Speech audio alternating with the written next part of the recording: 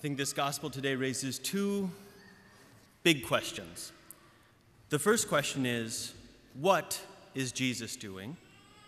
And the second question is, the more important question, why is he doing it? Now, in short, in this gospel, the way it's always been received in the church is that at this time, Jesus is making Peter the first visible head of the church on earth, the first pope. And I think what that means becomes more clear in light of the Old Testament. So first of all, there's the name change, and Jesus refers to Simon as Peter. Well, earlier in the gospel, he had already changed his name. Actually, just about at their first encounter, Jesus meets Simon Peter, and he's introduced, and Peter says, "I'm Simon," and Jesus says, "You're Peter." And okay. And that's significant because Peter means literally in Greek, rock, like the wrestler. You're the rock. So it's kind of strange. But in this gospel, we figure out, well, why did Jesus give him that name? It's because he intends him to be the foundation for the new church. And then in the first reading, we had this strange sort of story about this key being removed from somebody's shoulder and given to this other person. And what does that mean? Well, it's talking about the Israeli government in the time of King David, 1,000 years before Jesus. And King David was king, so he's, number one. But under the king, there's essentially the prime minister. And the prime minister is responsible for making sure that everything the king wants happens. And so the prime minister directs all the other ministers in government. So the ministers are the ones who, shuffle paper around and take bribes, and then the prime minister is supposed to make sure that that all goes according to plan. All right. Now, Jesus himself is, according to the flesh, he is the royal heir of King David. He is of the kingly line. But Jesus' kingdom is not of this world. It doesn't have territorial boundaries or anything like that. His kingdom is a heavenly kingdom. And God had promised to King David that one of his heirs would sit on his throne forever. And that prophecy and that promise are only fulfilled in Jesus Christ, the true King of Kings and Lord of Lords. So what Jesus is saying here with Peter when he gives him this key is he's saying, you're going to be my prime minister, because in David's time, the prime minister wore a key as a sign of his authority, that he had the keys to the kingdom. It's not that he owned the kingdom, but he had access to everything that the king did. And so that is what Jesus is doing here with Peter the rock. He's giving him the keys to this heavenly kingdom. But the bigger question is why? Why on earth would Jesus do this? Why Peter? And why a visible church in general with a visible kind of clerical skeleton? And within it, everything else is sort of joined and functions around. Why have that? Because there are plenty of good reasons why that shouldn't have been the case. Just recently, I happened to be listening to an audiobook while I was doing chores around the house of the life of Alexander the Great, who was this Greek king and emperor who lived 300 years before the birth of Christ. Solidified his control of Greece, conquered all of Asia Minor, the Holy Land, Egypt, and then moved east, and with 50,000 soldiers, defeated the army of King Darius, who was the most powerful man in the world, who came at him with an army of no less than 500,000 soldiers. And Alexander crushed him. But what was really interesting about Alexander as I was listening to this and also thinking about the gospel was how different Peter and Alexander were. When you read about Alexander, he's a person of great natural gifts. He was a great listener to people. He paid attention to people. He inspired confidence in his men. He was someone who was a great ruler, not just in war, but in peace. That was part of his success, that he knew how to deal with conquered peoples fairly and justly. And not only that, but he was a supremely educated man. He had all these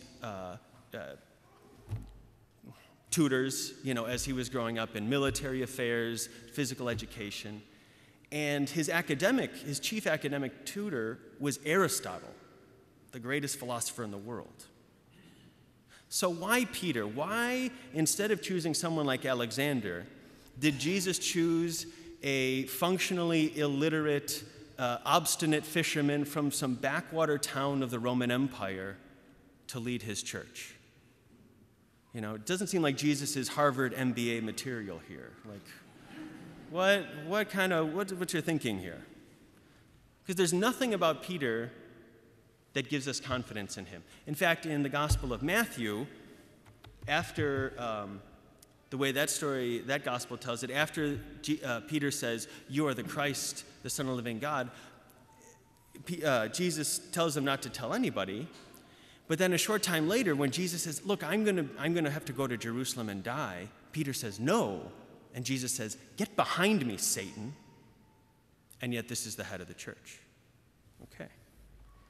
And then there's the more general problem of corruption in the clergy and all of the problems in church history that have been the result of leaders of the church and their, personal moral problems, as well as their general incompetence. And this is not a secret. About 200 years ago, the French Revolution ravaged France, and once Napoleon took the reins of power, he tried to reintegrate the church into the life of France because there was a brutal repression. And he was negotiating the terms of this with a cardinal, and the cardinal was being a very tough negotiator.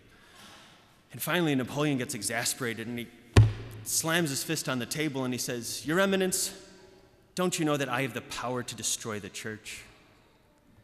And the cardinal very calmly replies, "Your Majesty, the clergy have been trying to destroy the church for 1,800 years.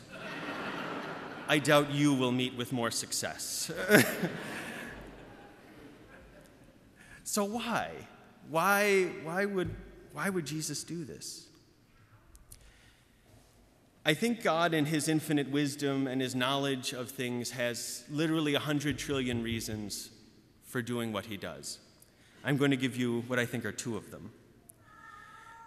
The first is that in providing the world with a visible church that continues on, a visible organization with a visible continuity in leadership from Peter to Francis, that what God is doing is reminding the world and showing the world continually in history that he is at work.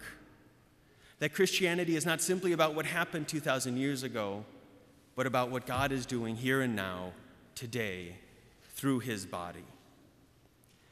And in that way, the personal corruption and incompetence of the clergy from Peter on down is something that shows God's power, because no other organization that was not of divine origin would be able to stand under the weight of such corruption and incompetence. If God were not holding up the church, it simply would have collapsed. But it's not just that the church has survived, but that she's thrived. That despite the corruption that goes on, the gospel is still preached, the sacraments are still given, and the result of that, saints are made. In every age, saints are made. And that is the surest sign of God's power still at work in the world, that he has not abandoned us.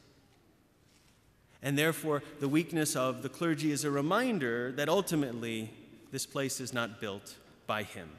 Because if it had, it would have collapsed like the empire of Alexander the Great did upon his death. It was immediate and total. And yet we have endured. So I think the first reason is to remind us that God is still at work here. It's a way for God to reach the world. And the second reason is that it's a way, in loving the church and in being a part of her, it's a way back to God in a visible, corporate way. People coming together to pray and to love God. And I think one of the reasons for a visible church is that it's a great antidote to the idea of abstract love. Oh, I love so much. Really? Well, what do you love? The atheist philosopher Nietzsche said, "I love humanity. It's people I can't stand."